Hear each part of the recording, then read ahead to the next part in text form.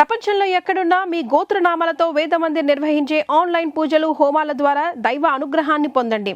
మీ వ్యక్తిగత జీవితానికి సంబంధించిన కొన్ని ప్రశ్నలు ఉన్నాయి. అన్న సో వాటికి మీరు క్లారిఫై చేయాలి. అన్న మీరు ఒక ఇంటర్వ్యూలో కూర్చొని 200 కోట్ల రూపాయల ఆస్తి అంటే అవును అన్నారు. సో అది ఎంత వైరల్ అయిందంటే మొత్తం వైరల్ అయింది. నిజంగా ఇబ్బంది కూడా పెట్టిందన్న. నిజంగా ఎంతవరకు ఉంది మీ ఆస్తి? అన్న 200 కోట్లు ఏడికెళ్ళి తెస్తే నేను 20 ఎకరాలు 200 కోట్లు అంటే 20 ఎకరాలకు 200 కోట్లు అయితే ఆ రోజు శివ ఏం చేసిండంటే, నీకు భూమి ఎక్కువ ఉందంట కదన్నా, ఇదంటే శివ మా అయ్యేది ఉన్నది 2.5 ఎకరాలు, మా అత్తగారు ఇచ్చింది ఇంత, నేను కష్టపడి మాటిలో యాంకర్ చేసినప్పటి నుంచి ప్రతి రూపాయి దగ్గర పెట్టుకొని కలుపు ఖాళీ పెట్టుకొని నేను నా పెళ్ళం ఉపాసం ఉండి ఇప్పుడుండి భూమి కొనాలి ఏదో ఒక రోజు పిల్లలకి. నేను ఏదంటే మురళీమోహన్ గారి ఇంటర్వ్యూ చూసిన. నేను మురళీమోహన్ గారు ఇంటర్వ్యూలో శోభన్ బాబు గారి గురించి చెప్పినాడు. అవును, అక్కడ ఇన్స్పైర్ అయిపోయినా. లేదు లేదు లేదు, అంత పెద్ద వ్యక్తి చెప్తుండంటే భూమికి ఏదో విలువ ఉంది. ఆ రోజు ఫిక్స్ అయిపోయి ప్రతి రూపాయిని భూమి మీద పెట్టి పెట్టి పెట్టి పెట్టి అది కొంత ల్యాండ్ అయింది, కొంత అయింది. అన్ని కోట్లు అయితే కాదన్నది. షాద్నగర్ మా అంటే ఒక్కొక్క ఎకరా 3 కోట్లు 2 కోట్లు 1.5 కోట్లు ఉంటుంది. అన్నీ ఒక దగ్గర లేవు కదా. అట్లా ఏదో ఉన్నకాడికి ఉంది. నా అంటే నేను హ్యాపీగా బతికేటట్టు పిల్లలు బతికేటట్టు 20 ఎకరాలు 20 ఎకరాలు ఉందన్న. ఉంది అంతే. అంటే శివ ఏం చేసిన దాని అంటే నీకు 200 కోట్లు ఉంది అనేసరికి నాకు సడన్గా నవ్వు వచ్చింది. దాన్ని వైరల్ చేస్తే అది ఎంత ఇబ్బంది పెట్టిందంటే కొన్ని సందర్భాలలో వీడి దగ్గర డబ్బు ఎక్కువ ఉంది, వీడి దగ్గర డబ్బు ఎక్కువ ఉంది అన్న కాడికి అయిపోయింది అది. బట్ అది ఓవర్ చేసినా సరే నెంబర్ కొంచెం అటు ఇటు అవ్వచ్చు కానీ బట్ వాస్తవం అయితే వాస్తవం కదా. ఇప్పుడు ఈ జబర్దస్త్ కానీ ఈ చిన్న చిన్న క్యారెక్టర్ల కోసం జీవితాంతం పరితపించే ఆర్టిస్టులు కానీ వీళ్ళందరికంటే పోల్చుకుంటే కొమరము కమర్షియల్గా ఎకనామికల్గా వెల్ ఎస్టాబ్లిష్డ్ పర్సన్. అయితే అన్న నేను చెప్పాను, ఈ ఇండస్ట్రీకి వచ్చినప్పుడు నా దగ్గర పెట్రోల్ పోసుకోవడానికి కూడా డబ్బులు లేవు, బండి లేదు. నేను సత్యన రూమ్లో ఉన్నప్పుడు 1500 రూమ్ రెంట్ కట్టుకోనికి లేము.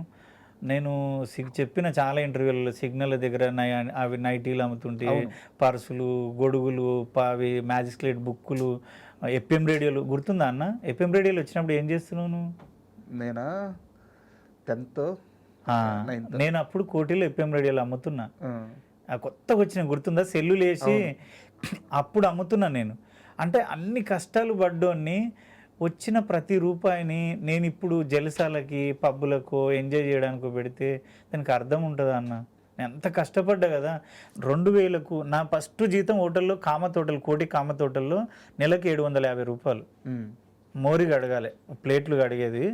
నెలకి 750 రూపాయలు. 750 రూపాయలు నెలకు కష్టపడ్డోడిని దేవుడు ఆశీర్వదించి కష్టపడుతూ వచ్చే ట్రావెల్లో ఒక చిన్నగా లక్కీ లాటరీ లాగా సక్సెస్ అయినాం.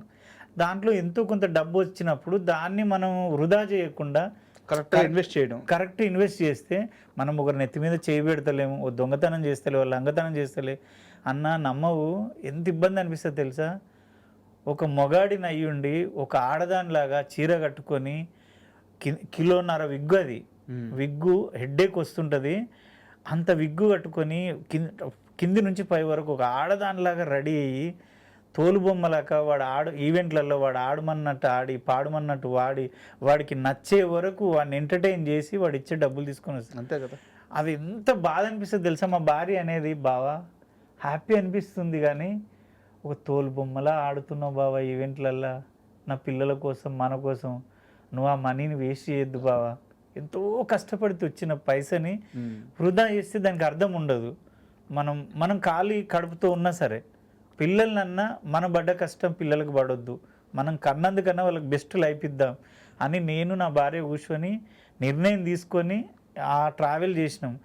ఇన్వెస్ట్మెంట్ నేను ఇప్పటికన్నా తెలుసాను ఆమని మేడానికి కానీ క్లోజ్ ఆమని మేడం నాకు ఎవరికైనా శ్రీకాంత్ అన్న కానీ ఎవరు కలిసినా నేను ఒకటే చెప్తాను, తాగు అని చెప్పను, పబ్బుకో అని చెప్పను, ఎంజాయ్ చేయను. సినిమాల గురించి కూడా మాట్లాడినన్న నాకు పరిచయం 1/2 అవర్లోనే ఒకటే చెప్తాను, తమ్మి ఏమైనా డబ్బులు ఉంటే ల్యాండ్ కొనుక్కో తమ్మి, ఫ్యూచర్లో ఇబ్బంది అవుతుంది, పేరు ఎప్పుడు ఉండదు, ఈ హోదా ఎప్పుడు ఉండదు, నా మాటిను. మా ఊర్లో కాదు మీ ఊర్లోనే కొనుక్కో, ఆంధ్రాలో కాకినాడలో కొనుక్కో, నీకు నచ్చిన ఊర్లో కొనుక్కో. ఈ భూమి మీద ప్రపంచం మీద ఎంత వస్తే అంత ల్యాండ్ మాత్రమే కొను, ఎవరికంటే వాళ్ళకి అప్పులు ఇచ్చి ఆగం కాకు. ఇదైతే సజెస్ట్ చేస్తాను. నన్ను ఇబ్బంది అనుకున్నా సరే నా వల్ల నేను 100 మందికి చెప్తే ఒక 50 మంది మారిర్రన్న.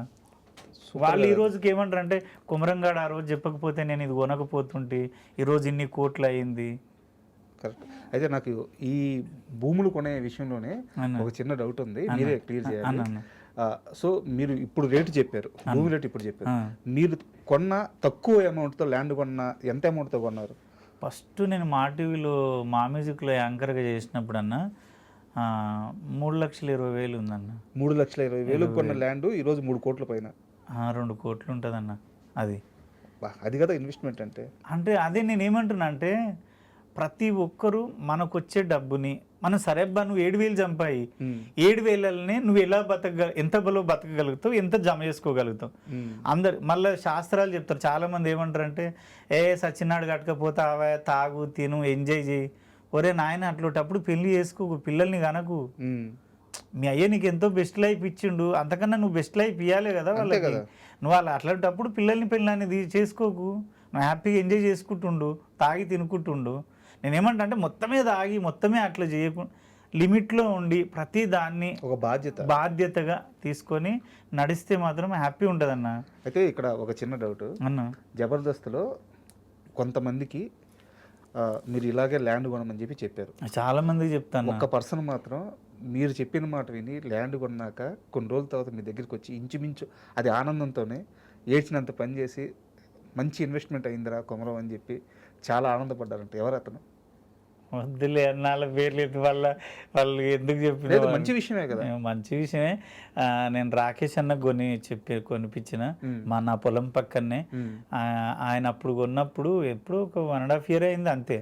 ఆయన నేను ఇప్పించినప్పుడు మెయిన్ రోడ్ బిట్టే, నేను ఇప్పించినప్పుడు 62 ఏముంది, ఇప్పుడు 2 కోట్ల దాకా అయింది అది. అట్లా నేను చాలామంది కన్నా అంటే చెల్లెలకి మంగ్లీకి కానీ చాలామంది సత్యానికి కూడా 100 పోస్తుంటే అయ్యా ల్యాండ్ కొను, అయ్యా ల్యాండ్ కొను, ఏమున్నా ఇంత కొనుక్కో. నేను నాకు ఎందుకు చెప్పాలి అనిపిస్తుందని చెప్తా. నేను ఎవరికైనా అదే, నేను ఏ సినిమాకి పోయినా సరే నేను దేని గురించి మాట్లాడు, నాకు అవకాశం అని కూడా అడగా. అన్న మీ దగ్గర ఏమైనా డబ్బులు ఉంటే మీ భార్య పిల్లల కోసం జర ఇన్వెస్ట్ చేయండి అన్న. అది నాకు అనవసరం అన్న, మీరు ఇన్వెస్ట్ చేసి నువ్వు ఇన్వెస్ట్ చేసి నాకు ఇస్తావా? నాకు వస్తుందా? కాకపోతే నేనేమంటే నా లైఫ్లో జరిగిన హ్యాపీని మీ లైఫ్లో కూడా జరుగుతుంది కదా, మీరు బాగుపడతారు కదా. నన్ను ఇప్పుడు తిట్టుకున్నా సరే, ఏడేంది ఇట్లా సోది చెప్తున్నా అన్నా సరే, ఫ్యూచర్లో నేనే గుర్తుంటా, కంపల్సరీ నేనే గుర్తున్నా. మంచి చెప్పినోడే కదా గుర్తు. అరే ఆ రోజు ఇన్వెస్ట్ చేశాను కాబట్టి ఈ రోజు ఇట్లున్నా.